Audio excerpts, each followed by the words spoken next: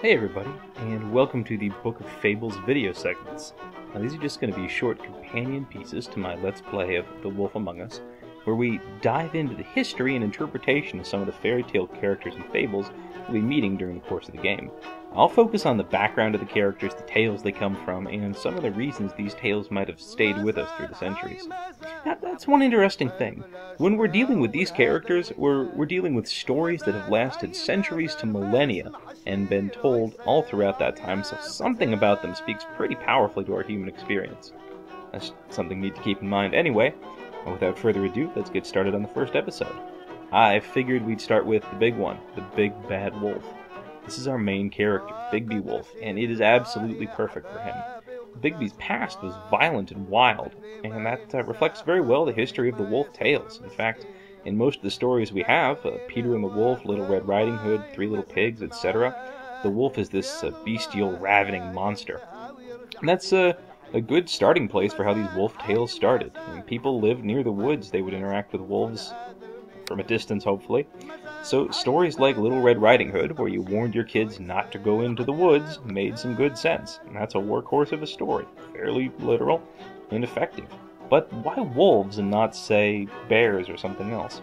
I talked to a professor of literary history and folklore who thinks it might have something to do with how wolves were seen. Animals like bears were relatively solitary and lived in deep woods. If they were seen, it was usually with their cubs or on their own, and they're usually fairly affectionate and gentle with others of their same species.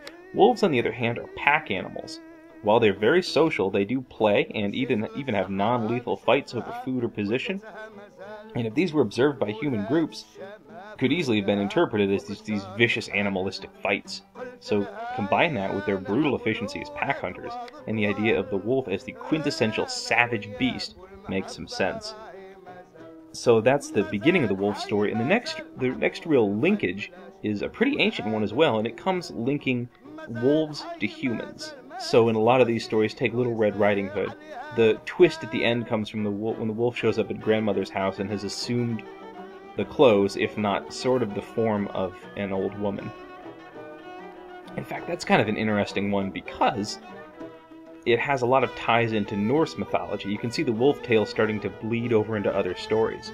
When Little Red Riding Hood gets up on her grandmother's bed and notices the wolf's teeth and ears and fur and things like that, that's a pretty direct echo of a story involving Thor, who dressed up as a female for a giant's wedding, was pretending to be the giant's bride, and when they were close, the giant started noticing, gosh, your arms are pretty muscly, gosh, your hair isn't quite as well kept as I would have expected for a bride, something like that. And even in the fact that eventually the wolf then eats Little Red Riding Hood but is rescued by the woodcutter, is cut out from the wolf's belly in some of the stories, that's seen as kind of an echo to Fenrir, the world-ending wolf from Norse mythology, who eats the sun, but who in the world to come the sun eventually becomes reborn and delivered out of there. So there's sort of this solar cycle to some of those stories, with being consumed by the wolf, meaning night has come, and then emerging from it, I guess, by the woodsman's axe in this case. But there's also this element of wolf merging with human, and that to me is one of the most interesting parts of it. Obviously, lycanthropy or werewolfism is a really old tradition. We can find it as far back as in Ovid, who writes about I'm probably mispronouncing this, King Lycaon, who was just this brutal, vicious tyrant who would kill his guests and serve their meat to other people. And he was cursed by the gods to become a wolf. When he tried to serve Zeus, who would come to dinner, some of the meat from prisoners he had executed, it says, "That was enough. I struck, and the bolt of lightning blasted the household of that guilty monarch. He fled in terror, reached the silent fields, and howled, and tried to speak. No use at all. Foam dripped from his mouth. Bloodthirsty still, he turned against the sheep, delighting still in slaughter. And his arms were legs, and his robes were shaggy hair. Yet still it is Lycaon, that same grayness, that same fierce face, the same red eyes, a picture of bestial savagery." That's from Ovid's Metamorphoses. So, as we can see, it's this really old tradition, And what's interesting is, as it takes on this tradition, and as we sort of have this idea of man and wolf blending together and being different shades of each other, it takes on all these really interesting facets. There's actually a lot of legal language in a couple of different places, but especially in Anglo-Saxon Europe, that relates to people becoming what are called wergs or wargs or wolves. There's a legal text, the Lex Salica and Ripararia, I'm probably mispronouncing that as well, but say that people who have committed certain heinous crimes, specifically those that relate to a complete lack of morality and impropriety, so digging up graves or going back on your word, or some especially bad kinds of murder, you would essentially be declared a wolf. So this would say, they would say, let him be ward, or let him be a wolf for X amount of time who has done X, something like that. It's essentially exile from the village, but you were symbolically declared a wolf. And so it's an interesting origin of the werewolf thing. There's a Hittite text which says, if anyone abducts a woman, and if those who go after 3 persons or 2 persons are killed, there will be no compensation. You have become a wolf. So that's one element of it. There's also this element of complete impropriety and this unquenchable appetite.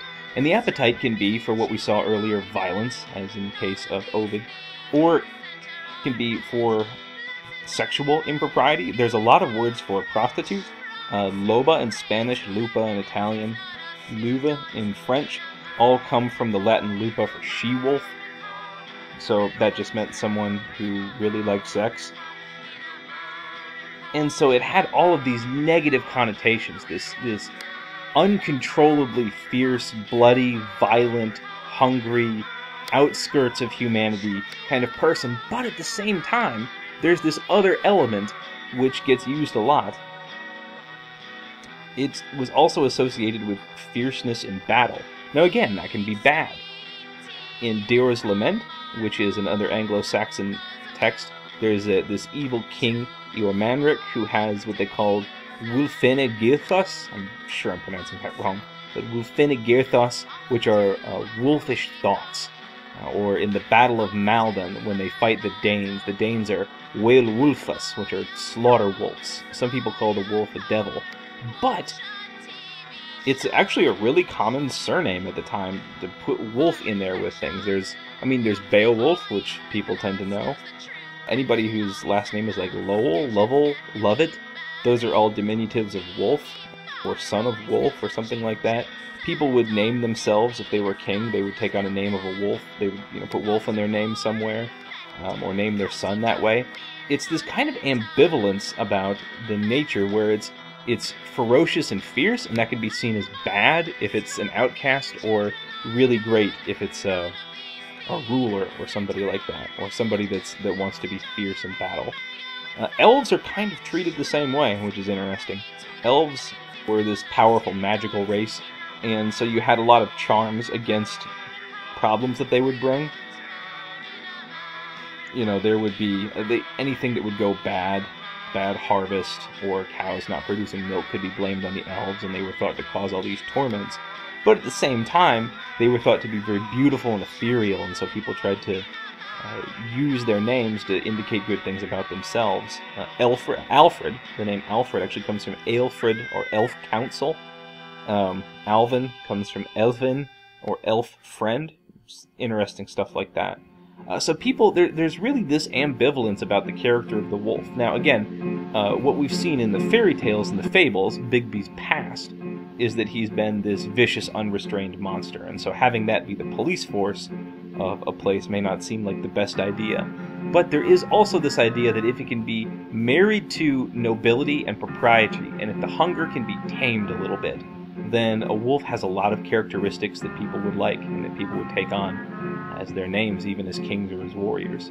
So that's sort of the conflict place that Bigby finds himself in. He finds himself in this crossroads, where on the one side there's vicious, unrestrained appetite, and on the other side there's honor, and there's ability to work with the community. So that's just a little bit about the big bad wolf, the wolf, and a little bit of the werewolf mythos. We'll be going into the other fables as we go along, so please stick with me. I'm really looking forward to digging into a lot of these. Alright, see you later.